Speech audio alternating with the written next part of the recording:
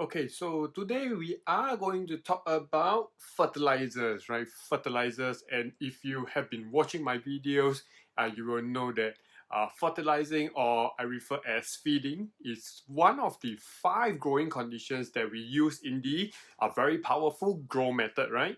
So if you have not watched my other videos, go watch them right after this video, right? And remember to subscribe because you are going to become a better gardener by watching my videos. So when it comes to, fertilizing, right, I usually try to be really simple, right? It's very straightforward with fertilizing, right? I know, there are tons of fertilizers out there like chicken manure, goat manure, and Osmoco, the NPK formula, the very popular HB101, and so many of them.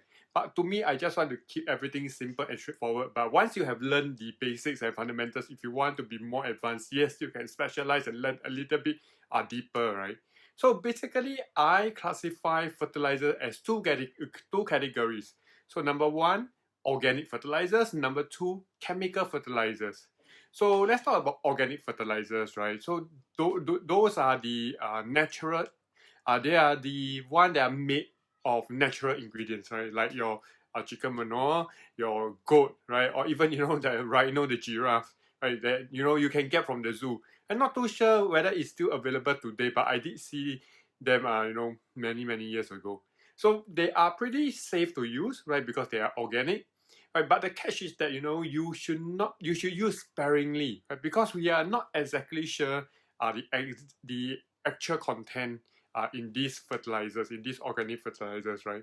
So for me, I use mostly organic fertilizer, and I use it, every few months when I see my plants stop growing, right? They are no longer growing well, they are slowed down, and even they are not growing any new leaves, right? That's when I know the soil has been fully depleted, and I know it's time for fertilizing. So I use organic fertilizers for my edibles, my herbs, like my asparagus, my pandan plant, my chili plant, my rosemary, right? But you can also definitely use chemical fertilizers as well, right? They are not actually very harmful, right? They are not harmful at all, I would say that. But it's more of a personal choice for me to not to use it. So when it comes to chemical fertilizers, they are like medicine. So you can have capsules or the granules, right? Or you can have the liquid form, the powder form, right? Many, many types.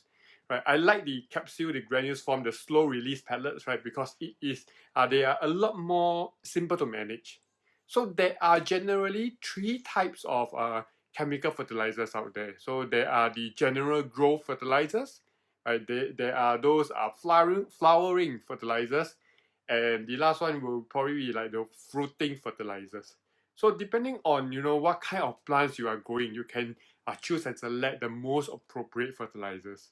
So for myself, I usually stick with the general growth fertilizers for my those ornamental plants, not for eating, right? So ornamental plants, my the flowering plants and things like that, right? And I usually stick with the general growth fertilizers, right? Usually they have the equal NPK values, right? NPK stands for the nitrogen, phosphorus, and potassium.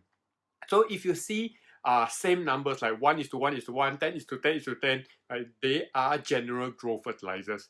And they are good for most types of plants. So if you are growing, like specialized for flowers, right, flowering plants, right, you can go for, the high P, right, highest phosphorus fertilizer. So the NPK numbers can be, 1 is to 2 is to 10, 1 is to 2 is to 1, right? Right, the P value is generally higher, right? I don't use it as often, and again, it's a personal preference, right? Because I believe that plants needs to be healthy, right, before they can actually flower. So very seldom I try to force my plants to flower with these high P fertilizers. So as long as the growing conditions are right, as long as I grow them as close to their ideal growing environment, I will know that they will eventually flower for me. So that's my take, right? That's my approach in gardening. But feel free, if you want to go for those flowering fertilizers, please feel free to use it. Right? While understanding fertilizers are very important, but the application of it, right, how you use it is as important as well. It's actually very critical. Right? How much and how frequent you fertilize can make or break your plants. Right? It can mean life and death for your plants. So 2 liter fertilizers, you're not going to see any kind of effect, right? No new growth, and you don't see any flowers. Right? Too much fertilizers and you risk root burn, right? So what I do is that I usually follow very closely to the instructions, the recommendations on the label of the fertilizers, right? And at times, especially for certain delicate plants or for plants that I'm not familiar with, right? Then the first time I'm growing those plants, I will use less than the recommended amount, right? Just to be safe. So less is always safer, right? So and you can tweak and adjust higher, right? Increase it once you see certain results.